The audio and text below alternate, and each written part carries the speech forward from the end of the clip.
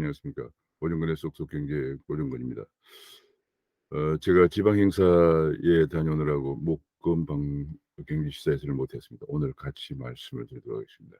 제가 지방에 갔다가 어제 한 컷을 찍어 온 안동에 있는 병산소원 모습입니다. 이 병산소원은 고려 말에 설립되어서 주변의 학동들을 가르쳐 오다가 이조에 들어서 특히 이제 유승룡 서해 유승룡을 모시면서 어 왕으로부터 힘판을 사사받은 힘판을 받은 그런 서원을 사액서원이라고 합니다. 사액서원. 그것 사액서원으로서 이조 말에 대원군의 서원 철폐 운동이 있었는데 그 서원 철폐 운동에서도 살아남은 47개 서원 중에 하나라고 합니다. 근데 우리나라에는 왕으로부터 인제 힘판을 사사받은 그런 사익서원 같은 거 그리고 아이들을 이렇게 인제 학동들을 가르쳐 온 것은 엄격히 말하면 영국이나 유럽으로 생각하면 일종의 칼리지입니다. 기숙 학교죠.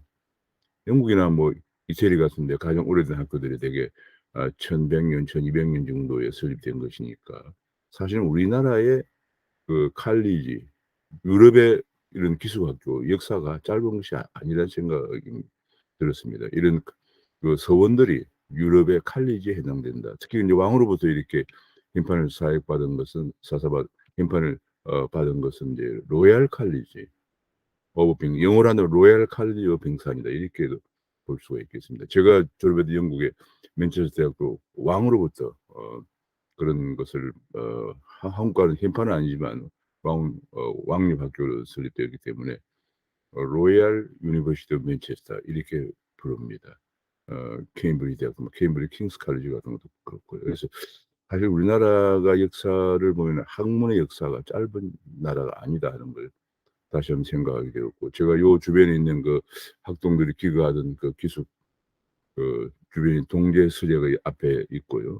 그다음에 인제 위에서 학생들을 가르치는 데가 바로 인제 이곳이고 또 앞에 학생들을 가르치는 또 만대류라고 하는 것이 또 강을 강을 바라보면서 강과 산을 바라보면서 있는 아주 아름다운 제가 보기에는 우리나라에 제가 몇 군데 많이는 안 가 봤지만 우리나라 서원 중에서 서원의 건물의 모습이 건축미가 가장 아름다운 서원 중에 하나가 아닌가 싶습니다. 오늘은 한글날입니다. 이 한글날이 우리 한글 정말 아름다운 글자죠. 그리고 우리나라의 문맹률이 세계에서 가장 낮은 나라 중에 하나인데 아마도 그 배경에는 쉽게 배울 수 있는 한글 때문에 그런 것이 아닌가 싶습니다. 지금은 한국 위상이 높아지면서 전 세계 많은 청년들이 한글을 배우기 위해서 한국에도 많이 오고 있는 그런 상황입니다. 뭐 최근 요즘 뭐 매스컴에 보면 한국말을 너무 잘하고 한글 잘하는 외국인들도 외국 청년들도 굉장히 많아지고 있는 그런 상황입니다. 오늘 한글날을 맞이해서 제가 엊그제 뉴스까지 종합해서 경제 시세를 말씀드리도록 하겠습니다.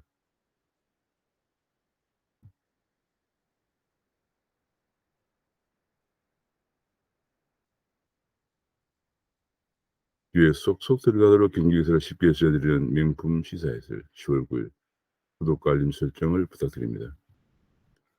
지금 현재 바이든의 파리 기후 협약 트럼프가 파리 기후 협약에 탈퇴를 했었죠. 이 너무 과도하다 해서 탈퇴했었는데 바이든 행정부 들어서 파리 기후 협약에 복귀를 하고 탄소 중립 2050이라는 것을 꺼냈습니다.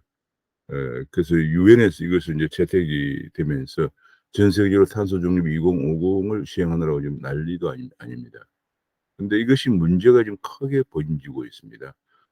2050년까지 탄소를 어 제로로 가져간다.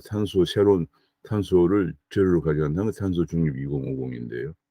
이것 때문에 유럽에서 탄소 중립 압박이 거주하면서 문제는 친환경 LNG로 수요가 한꺼번에 몰리면서 LNG 가격이 급등을 하면서 지금 큰 문제를 일으키고 있습니다.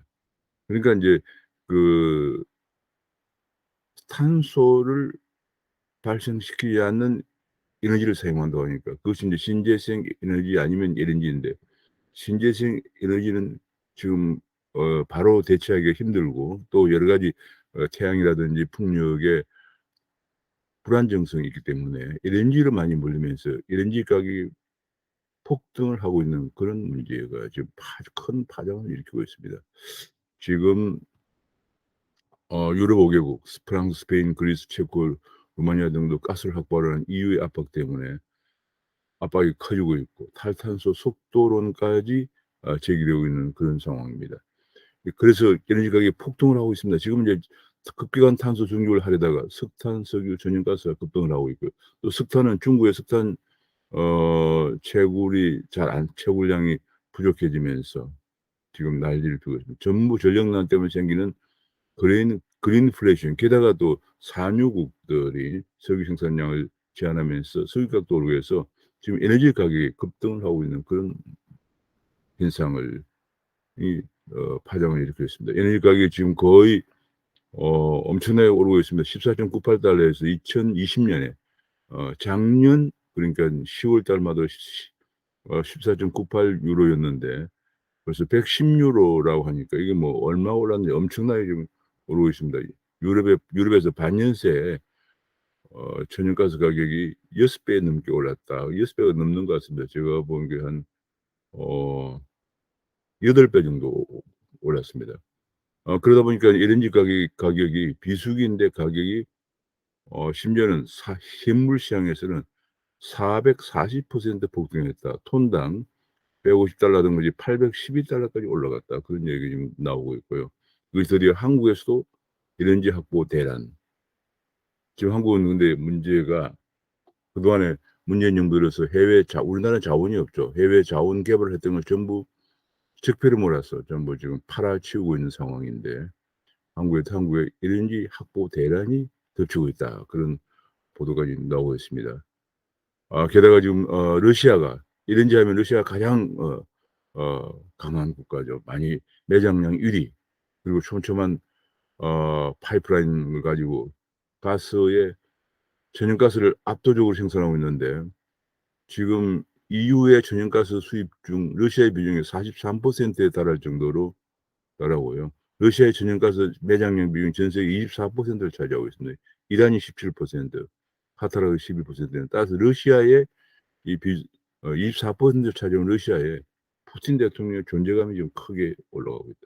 사실 바이든 전에 트럼프 대통령 때 푸틴과 미국이 손을 잡고 중국을 압박하기 위해서 나왔던 주적표 하나가 이 "천연가스에 관해서 협력을 하자." 하는 얘기가 나왔었는데 이거를 인제 그런 과정에서 민주당에서 뭐 트럼프를 다른 이유도 있겠습니다마는 가장 큰 것이 그거였는데 트럼프를 인제 러시아와의 뭐 스캔들이다 이렇게 해서 고발도 하고 난리를 핀 적이 있었습니다. 사실은 그 큰 배경에는 트럼프의 이런 에너지 정책이 깔려 있었는데 이것이 인제 바이든 행정부가 들어서 뒤집혀지면서 오히려 러시아의 영향력만 키워주고 있는 것이 아니냐. 그리고 너무 빠른 탄소 중립 2055를 전 세계적으로 확대시키면서 지금 큰 문제를 일으키고 있다. 이렇게 볼 수 있겠습니다. 지금 앞으로 혹독한 겨울이 오면은 지금 현재 중국이라든지 유럽에서 엄청난 전력 부족에 직면한 금년 겨울이 될 것으로 전망이 되는데 중동에 무릎을 꿇고 푸틴이 군림하게 될 것이다. 에너지 재앙이 올 것이다. 이런 얘기가 나오고 있습니다. 그런 에너지 정책이 굉장히 중요한 것인데 미국 민주당 제가 바이든 대통령 공약을 보면 몇 가지 문제점을 제가 전에 방송에서 한번 지적한 적이 있습니다마는 그중 하나가 이 에너지 정책이고요. 그다음에 뭐 재정 정책, 복지 정책 뭐 여러 가지 정책이 많습니다만 그중에서 제가 보기에는 벌써 인제 에너지 정책에서 큰 문제 참 이게 세계적으로 보면은 한국에서 대통령이 잘못 뽑히면은 한국 경제가 흔들리지만은 미국까지 세계 GDP의 약 4분의 1을 차지하고 있는 미국에서 지도자가 잘못 선택을 하면 이렇게 전 세계가 몸살을 앓는 현상이 온다는 걸 보여주고 있습니다. 오히려 그 역으로 지금 푸틴의 위상만 정말 이게 말이 안 되는 현상이 벌어지고 있습니다. 강화시켜 주고 있는 군림하게 되는. 게다가 지금 인제 전 세계가 그 전 세계 크게 보면은 기독교 문명권하고 이슬람 문명권의 대립, 예, 그런 상황으로 가고 있죠. 이번에 어 아프가니스탄도 마찬가지로 텔리반의 정권을 넘겨주면서 더욱더 그 원리주의 이슬람이 극성을 부리는 그런 상황으로 가고 있는데, 이제 혹독한 에너지로 정책의 잘못으로 겨울이 오면 중동에 무릎을 꿇고 푸틴이 군림하는 세상이 올 것이다. 이런 얘기가 지금 분석이 나오고 있다는 것이 정말 안타깝지 않을 수 없습니다. 그런 가운데 한국은 탄소 중립을 더 가속을 하고 있습니다. 뭐 대책도 없이 가속을 하고 있다. 2030 년까지 온실가스를 감축할 수 하는 계획을 원래 26.3%도 힘들다고 했는데, 이걸 2018년 대비 40% 까지 감축하겠다라는 것을 오는 11월 유엔에서 발표하겠다고 합니다. 산업교수 난리가 났습니다. 현실 현실성이 없는 목표다. 불가능하다, 그런 얘기죠. 근데 이 온실가스 감축 목표는 NDC라고 그래서 Nationally Determined, 국가가 결정하는 약속이에요. 이 국가가 결정하는 약속을 우리가 스스로 2018년 대비 40% 까지 대폭 올리겠다라고 우리가 발표한다고 합니다. 그렇게 돼서 우리나라 산업들이 당면할 위기 상황은 전혀 고려가 안 된 것 같습니다. 중국은 오히려 이 2050은 하지 않고 중국은 2060으로 하겠다라고 발표까지 한 적이 있습니다. 오는 11월 제26차 유엔 기후변화 당사국 총회에서 우리나라는 18년 대비 2030 년에 40% 까지 탄소를 줄이겠다라는 계획을 발표할 것이라고 합니다. 정말 우리나라 이거 뭐 경제를 생각이나 하고 있는 것인지 저는 의심이 가지 않을 수 의아하지 않을 수 없습니다. 왜냐하면 이게 이렇게 되면은 엄청난 일이 발생을 하죠.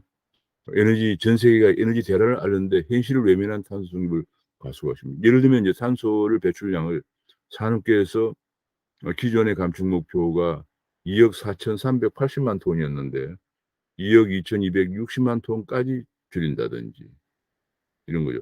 전체 감축 목표가 지금은 약 7억 톤 정도 탄소를 배출하고 있는데 2030 년까지 5억 3,600만 톤까지 줄이겠다고 했던 것을 4억 3천만 톤까지 줄이겠다, 이렇게 발표를 하겠다고 2021 년에 하고 있습니다. 이렇게 되면 태양광 의무 비율을 높여야 되는데 지금 태양광이 불안정할 뿐만 아니라 높은 전기료를 감당할 수 있겠느냐 하는 문제가 생깁니다.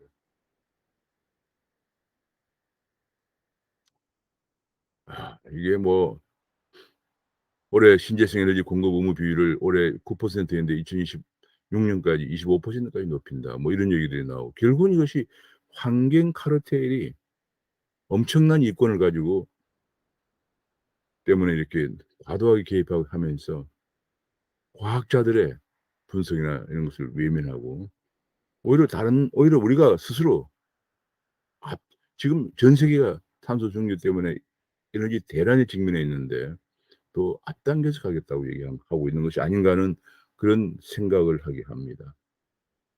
그러다 보니까 신재생 에너지 부담이 5년 뒤에 8조 원으로 한전의 부담이 급증한다, 그런 얘기가 나오고 있고요. 그것 때문에 계속 전기 요금이 오를 수밖에 없다, 그런 얘기입니다. 신재생 에너지 의무 공급 비율이 작년에 7% 였고 2021 년에 9%인데 불과 5년 뒤에 25% 까지 올리겠다.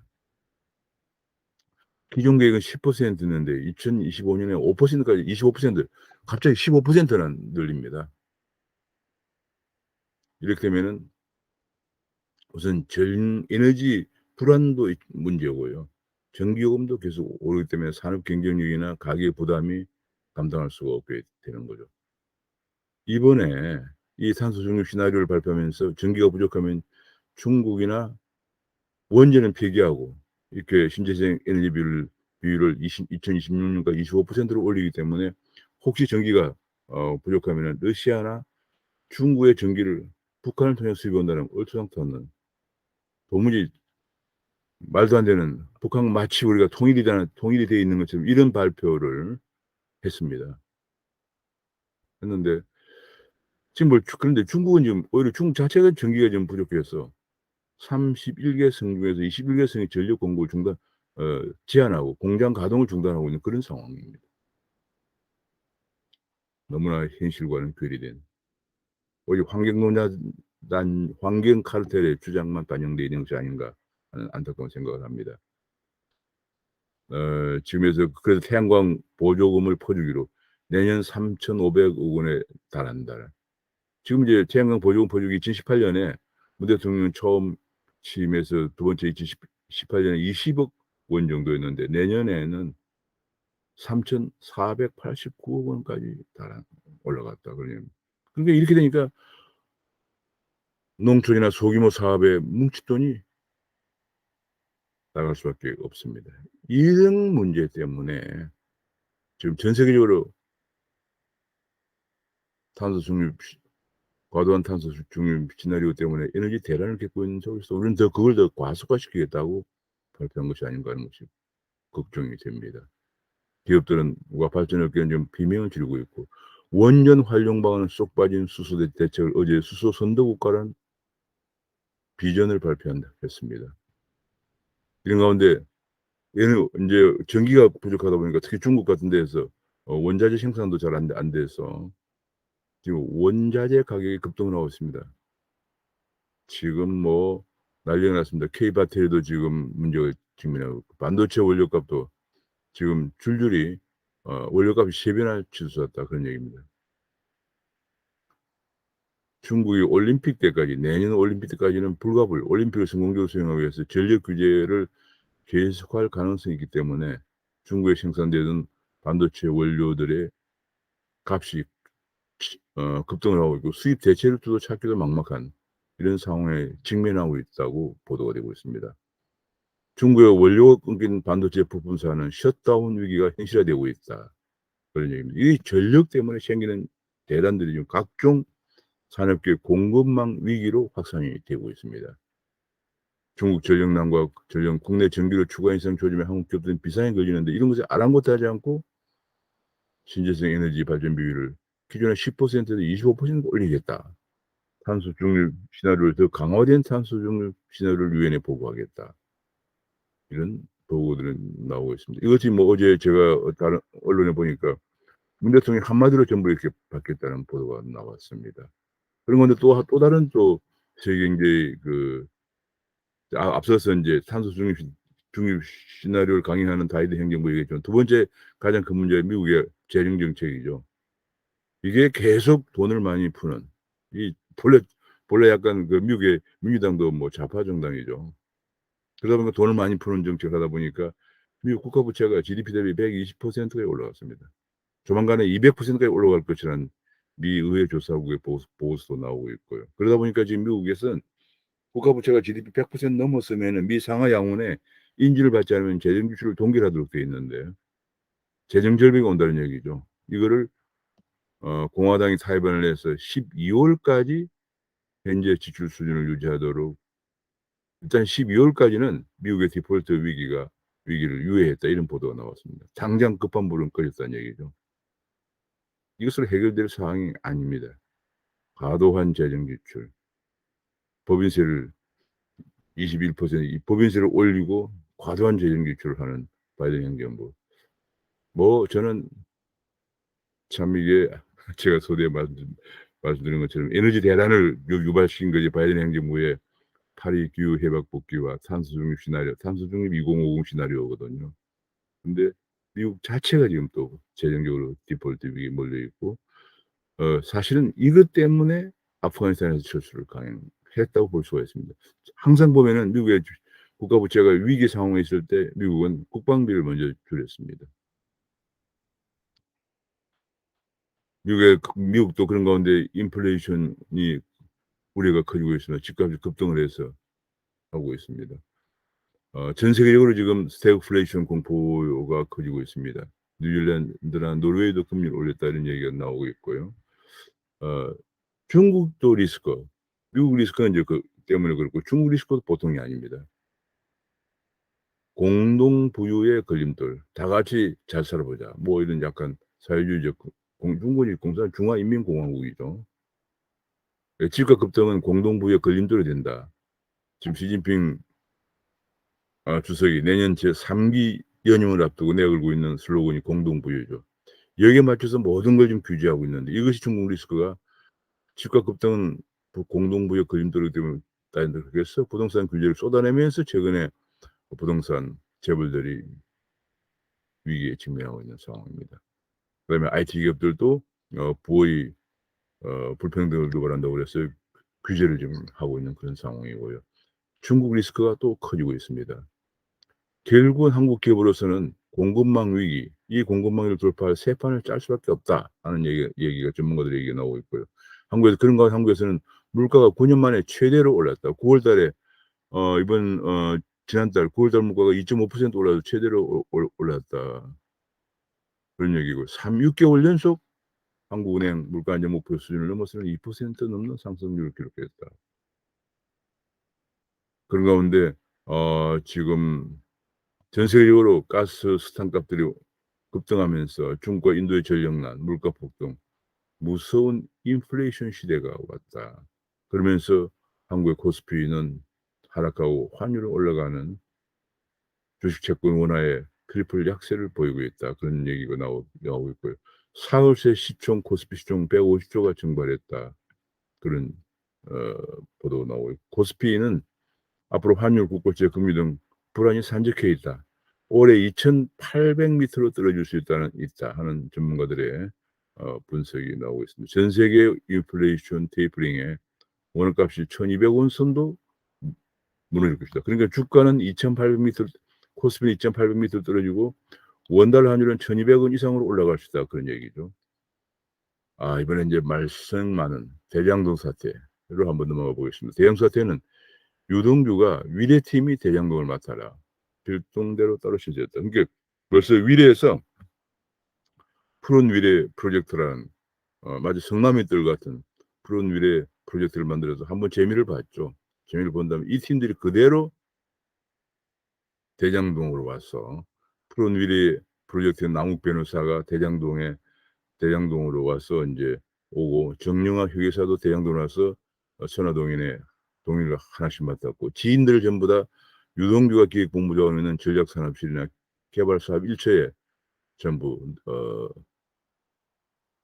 넣어서 이 대장동 사태를 기획하고 추진하도록 했죠. 특히 유동규 같은 경우에는 기획본부장을 하면서 성남도시개발공사의 사장 직무대리까지 했는데 뭐 별다른 경력이 없어요.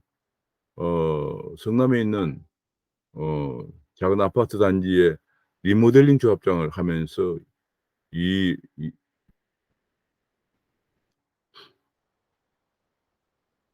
하다가 그다음에 인제 이재명 성남시장 선거 때 가까워지면서 인수위에 시장 당선되자 인수위에 간사로 들어갔다가 바로 이제 공직에 기획본부장으로 채용된 사람이죠.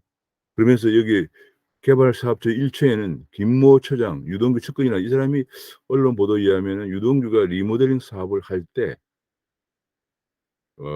거래 부동산 업체의 대표라고 그래요. 대표인가 뭐 하여튼 그쪽에 근무하던 사람이 이 사람을 개발사업체 1처에 데리고 와서 완전히 지금 복마전입니다 이게. 한마디로 부동산 꾼들이 성남도시개발공사를 완전히 지배하고 있으면서 대장동 사업을 추진해 왔는데 이것이 인제 위례에서 한번 재미를 보고 그 경험들을 성남에서는 대대적으로 시행을 했다 이렇게 보면 되겠습니다. 그런 과정에서 이재명 시장이 몰랐다. 이건 좀 얘기가 잘 안 되고 있는 거죠. 그런 가운데 지금 어 국민의힘의 어 박수영 국민의힘 의원이 50억 클럽 6 인을 발표했습니다. 권순일 전 대법관, 박영수 전 특별검사, 김순환 전 검찰총장, 곽상도 의원, 최재경 전 인천지검장, 홍모 씨. 이 홍모 씨는 언론 보도에 의하면은 지금 홍모 씨라고 되어 있는데 지금 뭐 언론에 SNS에 나온 거 보면은 김만배가 머니투데이 부국장이죠. 출신이죠. 머니투데이 법조팀장 출신인데 머니투데이 회장이 아닌가 하는 그런 얘기가 나오고 있습니다. 머니투데이한테 투데이는 왜 50억 줬을까 하는 그런 얘기가 또 궁금할 수도 있겠는데 모니터리가 사실 지금 여론조사를 매주 주도하고 있는 언론, 인터넷 언론입니다. 상당히 주목을 여러 가지가 다 이 링크되어 있는 연결되어 있는 그런 상황이라는 것이 지금 뭐 SNS에 많이 돌아다니고 있는 그런 상황입니다. 김만배 녹취록에 김만배 "난 정치자금 대여한다."라고 했다고 해서 검찰에 350억 실탄에 정조준을 하고 있다. 그런 얘기가 나오고 있고요. 대장동 개발은 경쟁입찰의 원칙인데 화천대유가 수의계약을 할 법적 근거가 없다. 그런데 이재명 지사가 민간 과다 이익을 배제한다고 서명을 하고는 4개월 뒤에 초과이익 환수 규정을 삭제를 했다. 그런 얘기가 나왔습니다. 지금 3 개월 만에 삭제된 초과이익 민간 초과이익 환수조항 이재명이 결재했나 하는 것이 또 중요한 지금 포인트가 되고 있습니다. 이 결재 라인에 있었던 사람들은 줄줄이 관련 업계 저는 관련 업계 출신들입니다. 기획본부장, 전략사업팀의 정민용 팀장, 김인걸 팀장 등이 다 천화동인과 관련되어 있는 사람들이고요. 김문기 1 팀장 이게 인제 리모델링 협회 출신이다. 협회 아까 얘기했지만 유동규가 하고 있던 리모델링 조합장의 협회 출신이다. 건설업 이 사람이 뭐 하여튼 뭐 여러 가지 이런 복잡한 관계로 다 관련돼 완전히 부동산꾼들이 지금 성남 도시개발공사를 좌지우지하면서 이런 사태를 벌였습니다. 지금 검찰은 초과이익 환수 조항을 삭제한 지시자를 규명하는 데 총력을 기울이고 있다는 보도가 나오고 있고요. 이 과연 이재명 지사가 중요 사항을 보고하는 과정에서 관리 감독을 손을 놨나 하는 그런 의문도 나오고 있고 지금 정부는 도시개발 이익 환수를 앞으로 강화에 나선다라고 얘기를 하고 있습니다. 결국은 이렇게 되면서 성남 도시공사를 의 이익을 통해서 성남 시민에게 돌아가야 할 이익이 특수한 몇 사람에게 전부 돌아가는 성남 도시공사에 수천억 손해를 입힌 배임을 입증하는 데 검찰은 주력하고 있다는 보도가 나왔습니다. 지금 뭐 참여연대나 민변마저도 좌파 단체인 참여연대나 민변마저도 대장동 게이트는 공공의 탈을 쓰고 민간 이익을 극대화한 것이다. 배당 수익을 받고 분양 수익을 또 더블로 가져가는 이런 사태를 벌였다는 지적을 하면서 또 분양가 상한제를 미적용 그러니까 택지는 전부 수용을 저쪽에서 싸게 어 어 매입을 하고 분양가 할 때는 상한제를 미적용해서 2,699억 원이나 더 챙겼다. 이런 그야말로 민간 합동 개발의 아주 이점들만 아 챙기는 그런 프로젝트였다 하는 얘기를 하고 있습니다. 그래서 대형의 패밀리가 가져간 것이 7,040억 원이다. 근데 이것이 배당 수익 4,040억 원과 분양 수익 3,000억 원인데 전액 환수가 쉽지 않다는 법리적으로 그런 얘기도 나오고 있습니다. 문화일보에서는 급기야 여당에서도 이재명 게이트란 말이 나오기 시작했다. 뒷받침을 한 정황이 뚜렷하다 하는 그런 보도가 나오고 있고요. 대장동뿐이 아니고 지금 제2의 대장동 그러니까 위례에서 한번 재미를 보고 대장동으로 왔다가 지금 경기도 평택의 현덕면 일대 또 개발에 이재명 지사가 강행하고 있다. 그런 얘기가 나오고 있고요. 현덕지구도 지금 강행을 초과이익 환수 공개를 거부하고 있다. 그런 얘기고요. 지금 백현지구도 또 문제가 되고 있고 상대원, 상대원 지역도 지금 대장동 판박이다. 그런 얘기인데 이 상대원 지역은 사업을 진행해 오다가 민간 사업자 공모를 눈앞에 둔 상태에서 짓밟은 사업을 환경부가 환경영향평가를 동의하지 않아서 진행이 어려워지고 있다. 그런 얘기가 나왔 이게 지금 뭐 곳곳에서 이런 일이 벌어지고 있는데 대장동 파문 지자체 곳곳에서 민간 개발 특혜 논란 이게 대장동만 있는 이런 일이 아니다.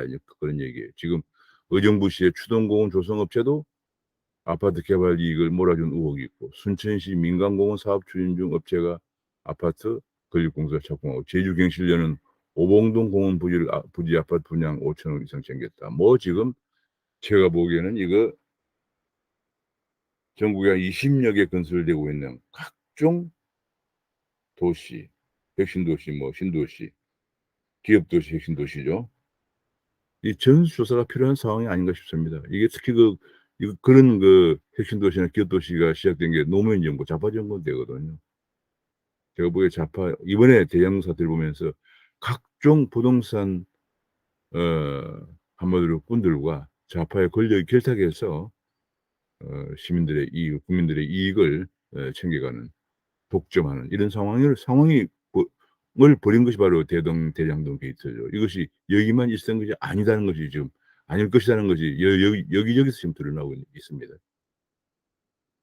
게다가 경기도 내 공공공사, 도시공사, 아무래도 부동산 공사죠. 21 개나 생겼다는 겁니다.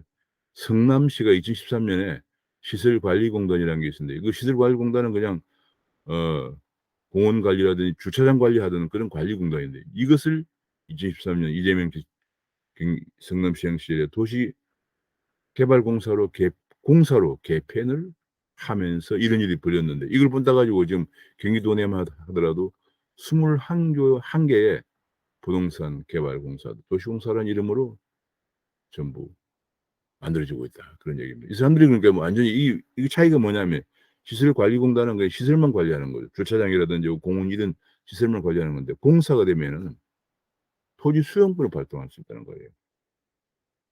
공사가 되면 본래는 이제 국가기관만 토지 수용권을 발동해 왔었는데, 이 경기도에서 성남도시개발공사에서 지방 공기업도 토지 수용권을 발동할 수 있다는 것을 보여주면서 이것에 눈독을 들인, 경기도 내에 벌써 21개 각 시도가 다 이걸 만들어서 21 개의 도시공사가 만들어졌다는 겁니다. 그리고 전국에 또 도시공사들이 지금 많이 있습니다. 복마전입니다. 여기에 대한 철저한 감사나 철저한 앞으로 대책이 나와야 될 것으로 보여집니다. 그런데 감사원은 아수라파년 성남시를 10년 동안 감사 한 번 안 했다 하는 보도가 나왔습니다. 친문단체에는 친문단체에서마저도 이 변호사를 고발했다는 겁니다. 이 변호사비, 이재명 변호사가 약 한 이런 과정에서 어 선거법 위반이다 뭐 이런 변호사를 한 30여 명 고용을 했는데, 지금 문제가 터진 것이 특정 어떤 변호인에게 변호사비를 20몇억 원을 지급했다. 23억 원을 지불했다는 거예요. 아니, 변호사가 30여 명이라는 초호하고 앞에서 본 것처럼 뭐 전 대법관, 뭐 헌법재판관 등등이 초호하고, 근데 보통 이런 고위 법조인의 경우는 착수금만 1억 원에 달한다고 합니다. 참 대단합니다. 그런데 어떤 특정 변호인 한 사람에게 23억 원의 변호사비를 지급했는데, 이것이 도대체가 도지사 수입으로는 불가능한 것이다. 30여 명의 변호사에다가 특정 변호사에게 23억 원의 변호사비를 지급했다 하는 것에 관해서 이 규모를 철저히 수사할 필요가, 이 돈이 또 어디서 나왔느냐 하는 것과 바로 이런 대장동 스토리가 관련성이 있는 것은 아닌가 하는 이런 의혹이 나오기에 충분한 그런 정황들이 지금 전개되고 있는 상황입니다. 김만배를 만난 뒤 이재명은 무죄를 선언한 권순일 저 대법관은 왜 침묵을 하고 있나? 대장동 스캔들과 통해서 본 법관의 윤리 위기, 법관들이 이렇게 해도 되느냐? 이재명의 이상한 유유상종, 대장 사태로 인맥이 대거 노출되었는데 대부분 공인인식이 결핍되고, 심지어는 종북 세력의 숙주 논란도 하고 있고, 지금 뭐 인제 하부 구조에 여러 가지 인제 종북 세력들이 많이 포진하고 있다, 그런 얘기죠. 도끼에 증오까지 겹치면 예측을 불허한 상황이 올 수 있다. 차베스와 두테르테, 베네수엘라의 대통령 차베스와 필리핀의 대통령 두테르테의 정치 위험성까지 있다. 앞으로 집권하게 된 문독주가 넘는 무자비 독재가 우려된다는 칼럼도 실렸습니다. 뭐 도둑 정치, 후흑의 아수라다, 이런 얘기까지 나왔습니다. 이 지사는 대장동 권력과 업자가 결탁해서, 권력과 입자가 결탁한 거죠. 여기 부동산 꾼들과 권력이 결탁해서 국민 재산을 약탈한 부패인데, 이 설계자이고 또 인허가권자인 이 지사는 잘못을 인정하지 않고 정의의 화신처럼 행세하고 있다, 그런 얘기죠. 아수라장이다 뭐 그런 얘기고요. 지금 국민의힘은 대장동 특검을 촉구하면서 천막 투쟁에 돌입했다 그런 얘기고요. 지금 뭐 한국은 지금 뭐 문제가 너무 많습니다. 코로나 인제 앞으로 재택 70세 미만은 재택 치료 무증상 경증 환자는 재택 치료를 할 수 있다 그런 얘기가 나오고 어제 지금 질병관리청장은 다음 달 9 일부터는 위드 코로나로 갈 것이다 그런 얘기를 발표했습니다. 지금 집값도 계속 오르고 있습니다. 서울 아파트 금천구 한 곳만 빼고 전부 평당 3천만 원을 넘었었다. 2017년 5월 문 대통령 취임할 때만 해도 2,322만 원이었는데 서울 전체가 지금 금년 9 월에 4,644만 원, 2 배가 올랐군요. 딱 2,322만 원인데 지금 바로 4년 반이 지난 지금 4년 반이 좀 못 됐죠. 4년 4 개월 지난 지금 4,644원 딱 2 배가 올랐거든요. 야 강남은 7,900만 원, 서초가 7,100만 원, 송파가 5,900만 원이고 금천구만 지금 제외하고는 모두 3천만 원이 넘어섰다. 금천구도 2,819만 원입니다. 대단합니다. 지금 이렇게 폭등하면서 이러다가 평생 집 못 산다 하는 20대를 이들이 영끌을 해서 추격 매수를 하고 있다는 얘기고요.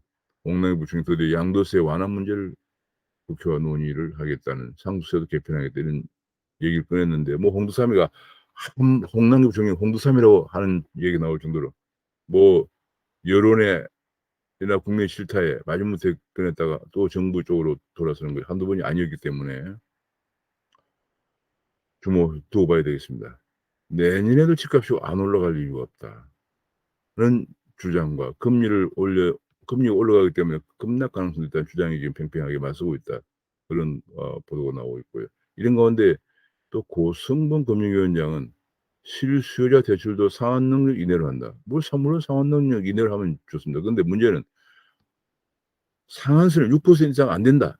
전 금융 상한 캡을 줘 가지고 고신용자 대출도 지금 받지 못하는 상황이고 또 아파트를 갖고 있는 아파트 대출, 전세금 대출도 지금 안 되고 있는 상황이라 지금 문제가 되는 거죠. 대 이 금융 중개 기능 자체를 지금 무시하고 있는 거죠. 금융 중개라고 하는 것은 신용이 있는데 대출을 해서 돈을 금융을 중개하는 그것이 금융 중개죠. 저신용자 대출은 오히려 지금 코로나다 뭐 그래서 자영업자 소상공인 대출은 오히려 연기를 하고 있으면서 오히려 있는 상황에서 반대로 가고 있는 그런 모습을 보이고 있습니다. 지금 그러다 보니까 토스 같은 경우도 대출 한도가 벌써 사흘 만에 40%가 소진되어서 대출 대란이 인뱅에까지 확산되고 있다는 보도가 나오고 있습니다. 지금 거시건전성 컨트롤 타워를 새로 짜야 된다.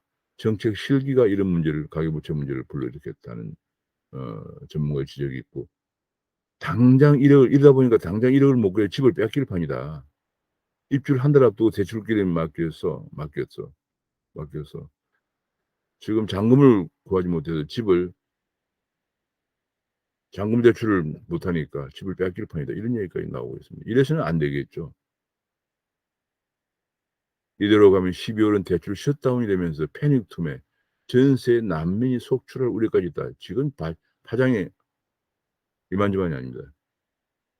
지금 올해 5만 7천 세대가 대출 규제 때문에 입주 대란이 우려가 된다.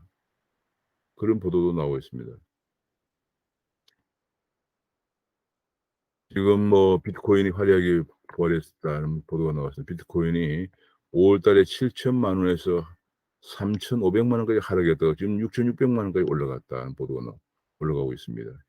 이 비트코인이라고 하는 것이 지금 현재 가장 큰 것이 미국에서 비트코인 ETF 상장 지수 펀드를 승인이 될 것 같다는 보도가 나왔고요. 미국의 증권거래소 위원장이 긍정적인 발언을 했다 그런 얘기가 나오고 인플레 해지 수단으로서 비트코인이 주목을 받고 있다는 보도가 나왔습니다. 근데 지금 이 암호화폐 문제가 가격이 물론 미국 금리가 올라가면 이것도 하락할 수밖에는 없습니다. 그런데 역사적으로 쭉 보면은 항상 금융 위기가 오려고 하는 때 비트코인이 주목을 받았습니다. 2013년 같은 경우에 지주인 키프로스가 위기를 당했을 때 많은 사람들이 키프로스의 부호들이 비트코인을 에 투자하면서 인플레 해지 자산으로서 비트코인을 선택하면서 비트코인 가격이 올라간 적이 있고요. 그래서 이 다시 금융위기, 다시 위기가 오는 조짐들이 여기저기 보이면서 비트코인 가격이 좀 올라가고 있는 그런 모습을 보이고 있습니다.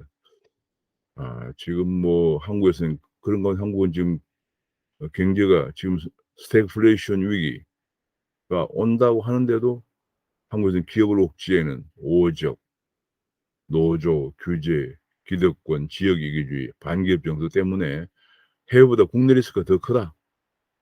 그 뭐 중대재해법도 내년에 시행되는데 지키기 어렵다는 게 66% 기업들이 지키기 어렵다 그런 얘기가 나왔고요.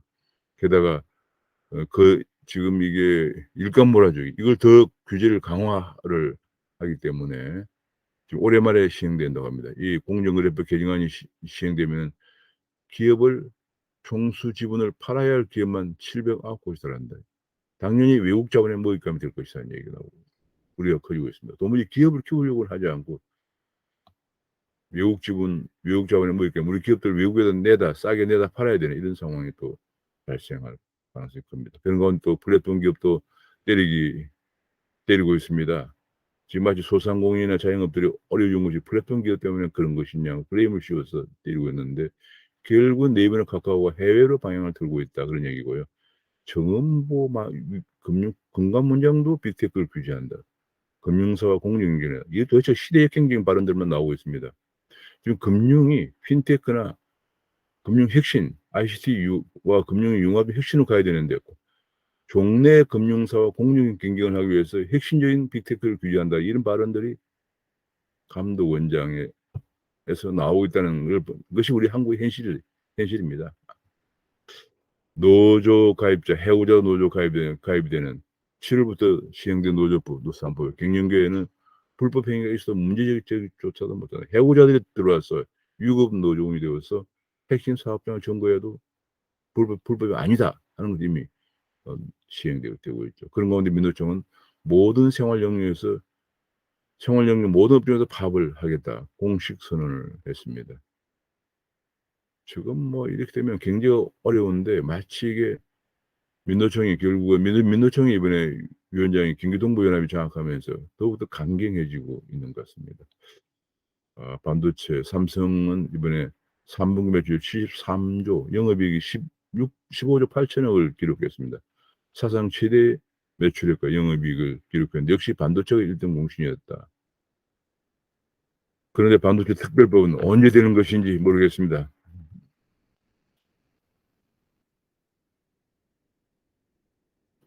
6개월 연속 물가가 2% 고물가. 앞으로 10월달 물가 상승률이 9월보다 더 높을 것이다 하는 것이 나오면서 어제 백신성장 물가 관계 차관회의에서 이런 얘기가 나왔습니다. 4분기도 물가 비상이다. 4면 초과예요. 지금 한국 경제는 물가, 원자재 가격, 금융 실물 타격 4면 초과에 몰리고 있는데 결국은 인플레이션이 실물 경제 파장이 크고 오래 갈 수 있다는 그런 전문가의 분석이 실렸습니다. 한국 경제에는 회복세, 수출 증가율도 떨어지고 있고 내수 경기도 마이너스로 감소하고 있고 소매 판매 지수도 하락을 하면서 물가도 올라가는 곳곳에 지금 위험 신호가 확대되고 있다. KDI마저도 반년 만에 경기 하방 위험을 경고하고 나섰습니다. 지금 뭐 미국과 미중 기술 경쟁이 10년 이상 갈 것이다. 한국의 살 길은 초격자 전력뿐이다. 지금 이게 결국은 지금 글로벌 공급망이 지금 재편되는 과정입니다. 중국이 지금 굉장히 어려움에 전력난에 직면해 있고요. 우리가 중국의 의존도가 높은데 이제 글로벌 공급망이 재편되는 과정이다. 탈중국, 초혁신, 강연대를 해야 된다는 지적들이 나왔습니다. 호주가 중국의 석탄난 때문에 온 전력난이 중국의 호주에 대한 보복을 하려고 하다 오히려 역풍을 맞고 있는 상황인데 우리는 석탄이 없습니다. 그럼 어떻게 될까요?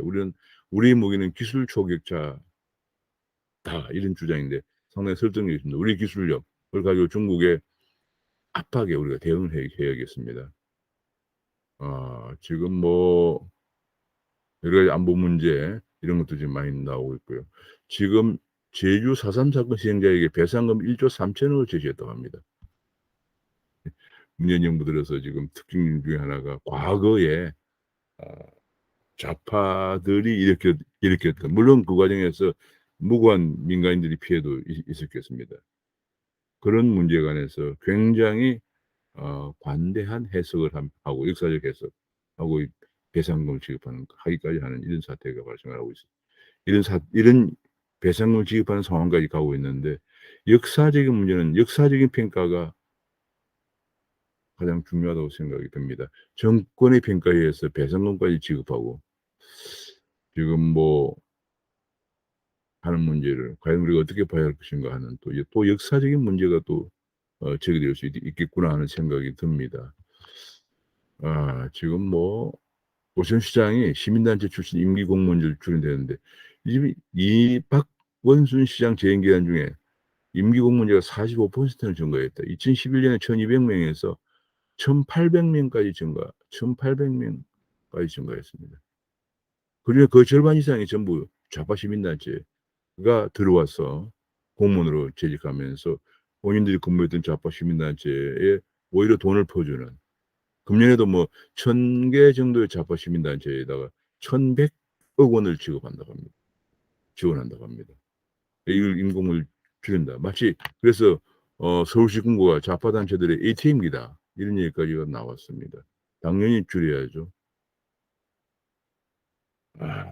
참 이게 뭐 대장동 사태와 이 서울시 이런 걸 보면서 참 이게, 그다음에 지난번 조국 사태를 보면서 이 공정과 정의를 외쳐왔던 좌파들의 그런 면모는 간데 온데없고, 그야말로 부패와 탐욕만 남아 있는 것이 아닌가 하는 생각이 듭니다. 너무 안타깝습니다. 그래도 뭐 그들의 그 참 정의로운 또 공정한 사회를 만들려고 하는 그런 것에 일말의 기대가 없었던 건 아니지만은, 이런 결국은 이런 그 부패와 탐욕, 불공정, 부패, 탐욕이 그들의 진면목이었나 하는 생각이 안타깝습니다. 이번 주말에 민주당의 대선 후보 결정되고, 어 야당에서는 4인 인제 경선으로 들어가는데, 다음 달 5 일에 후보가 결정이 된다고 합니다. 참 대한민국은 어떻게 보면 다이나믹하고 마치 소용돌이 북새통이다, 이렇게 표현하면 어 맞지 않는가 싶습니다. 그냥 뭐 올바른 방향으로 가는 건 별로 없고, 좀 북새통, 경제, 정치, 안보, 뭐 사회 모든 면에서 북새통 같은 나라예요. 제가 한 이틀만 쉬고 다시 한번 보면은 엄청나게 많은 일들이 일어나는 북새통 같은 사회라는 생각이 문득 듭니다. 여기서 마치겠습니다. 감사합니다.